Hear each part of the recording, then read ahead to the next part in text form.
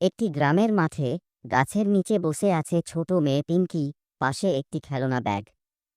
পিঙ্কি হাসি মুখে, আজ আমি আমার প্রিয় খেলনাগুলো মাঠে নিয়ে খেলব। এক গাছে বসে আছে এক দুষ্টু বানর, লুকিয়ে পিঙ্কিকে দেখছে।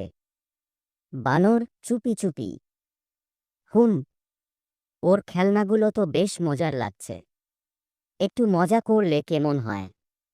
পিঙ্কি কিছুক্ষণ দূরে হেঁটে যায় পানি আনতে। বানর নিচে নেমে ব্যাগ থেকে খেলনা বের করে খেলতে থাকে। বানর হাসতে হাসতে, হি হি, কি মজা, আমি এখন পিঙ্কির খেলনা নিয়ে রাজা। পিঙ্কি ফিরে আসে, দেখে খেলনা ছড়ানো এবং কয়েকটা ভেঙে গেছে। পিঙ্কি কাঁদতে কাঁদতে, ওহো না, আমার প্রিয় খেলনাগুলোকে নষ্ট করল।